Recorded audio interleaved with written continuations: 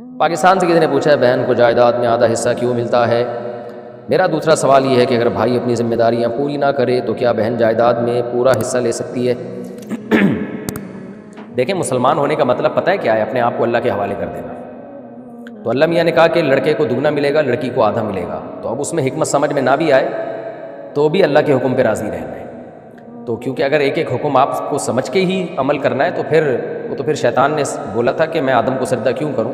میری سمجھ میں نہیں آ رہا، اس کی کوئی لاجک بنتی نہیں ہے، اس کو تو نے مٹی سے بنایا، مجھے آگ سے بنایا، یہ لاجیکل کام ہے، میں نہیں کروں۔ تو پھر اگر آپ چاہتے ہیں کہ آپ بھی کا شمار بھی شیطان میں ہو تو آپ پوچھیں کہ اللہ آدھی وراثت کیوں دی ہے، اس کو دگنی وراثت کیوں دی ہے؟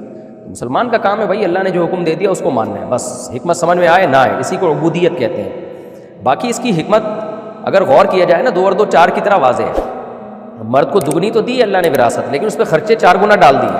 عورت کو آدھی دی ہے مگر وہ آدھی بچا لی ہے، اس پہ خرچہ کچھ نہیں ڈالا۔ مثال کے طور پر ایک آدمی کا ایک بیٹا اور ایک بیٹی ہے اور اس نے 3 لاکھ روپے چھوڑے۔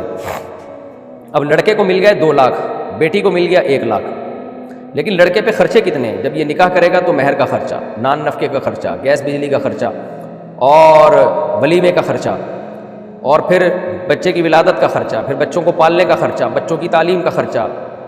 تو یہ ساری زندگی کے سارے خرچے مرد کے اوپر آ گئے۔ تو 2 لاکھ تو اس کے لیے کچھ بھی نہیں ہے، اور لڑکی کو دیا 1 لاکھ۔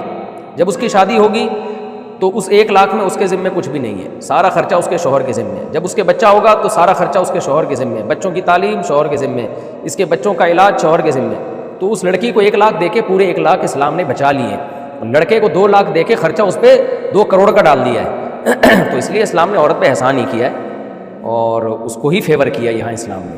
تو لیکن بہرحال حکمت سمجھ میں آئے نہ آئے، ہمیں بہرحال اسلام کے حکم کو فالو کرنا ہے۔ باقی یہ کہ بھائی اپنی ذمہ داری پوری نہ کر رہے ہوں تو عورت دگنا حصہ لے سکتی ہے، نئی عورت کو جتنا حصہ ہے اتنا ہی لے گی۔ البتہ بھائیوں کو شریعت اسلامی عدالت ہوگی تو فورس کرے گی کہ اگر بہن غریب ہے تو تم اس کا نان نفقہ تم